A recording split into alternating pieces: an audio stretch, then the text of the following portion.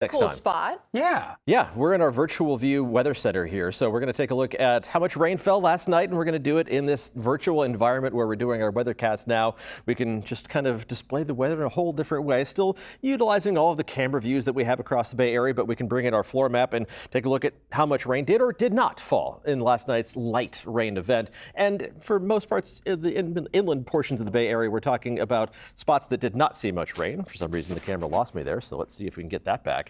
Okay, we're going to be seeing those light rain amounts for the Santa Clara Valley at Trace and San Jose. Barely more than that in Los Gatos. A few hundredths of an inch of rain as we move farther to the north. Did pick up about 7/100ths of an inch of rain around San Francisco. A little bit less than that for Oakland. The big winners were in the North Bay, but even there, we did not see vast amounts of total rainfall. Talking about not much more than a trace in Novato. Very more than that in Petaluma. A little over 1/10 of an inch of rain fell in Santa Rosa by the time the sun came up this morning. Let's take a look at what's going to happen as we head through the next few days. We're going to start with the amount of rain that fell farther to our north. This is important because we saw very light rainfall amounts, but where they really need the rain, the fire zones of Northern California, that is where they saw anywhere from 1 to 3 inches of total rainfall. That definitely helps. It doesn't necessarily extinguish those fires, but it certainly knocks down the potential growth of those fires and the amount of smoke that they're producing. So hopefully we can keep any of that smoke from drifting down towards us. And farther down the line, while we don't have any significant rain chances in the 7-day forecast,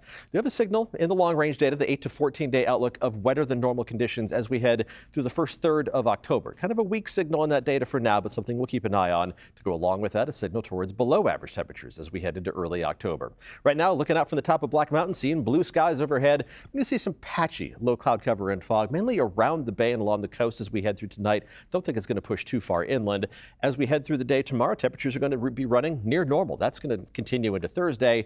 And then a pattern change sends us to cooler temperatures, especially noticeable inland by the end of the work week and into the weekend as we finish off the month of September. Here's the view of that fog from the Mark Hopkins Hotel. Current temperatures are still running in the 70s across most of the Bay Area, mid 60s for downtown San Francisco, but even the warm spot in San Jose is below 80 degrees, and that's not bad at all for late September. As we look at the solar energy output forecast for tomorrow, we're going to see abundant sunshine. That little bit of fog is not going to impact things very much at all. So another day of near full capacity solar generation. Today, around the equivalent of almost 600,000 homes, but approaching 700,000 homes, that solar energy output because of the lack of morning cloud cover like we had today.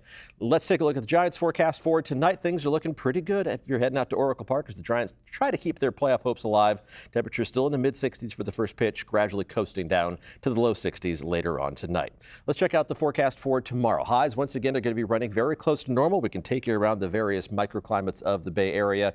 We're going to be topping out with mostly low 80s in the North Bay. Petaluma topping out just below 80 degrees, but warm, not that warm readings, very close to average for this time of year. Low to mid 70s for San Francisco and Oakland, near 80 degrees once again for Redwood City, with temperatures in the South Bay topping out right around 80 degrees. Just above 80 in San Jose. It's a couple degrees above average, with temperatures inland in the East Bay reaching up into the low to the warmest spots reaching the mid 80s. 7-day forecast does show the cooling trend late this week. We'll take you through this fairly quickly because I'm running out of time here. Temperatures are going to kind of dive down by Friday and Saturday before bouncing back to near average levels as we head into early next week. It's a similar trend, just slightly cooler readings for areas around the bay. Temperatures kind of hovering in the 70s, but a couple of cooler days for Friday and Saturday. Outside chance of a sprinkle Friday night into Saturday. Don't think it's going to amount to a whole lot. One of the spots with a better chance of maybe seeing a trace of moisture would be along the coast Friday night into early Saturday morning. But otherwise, we're looking at dry conditions until we get a little bit farther into the month of October. Guys?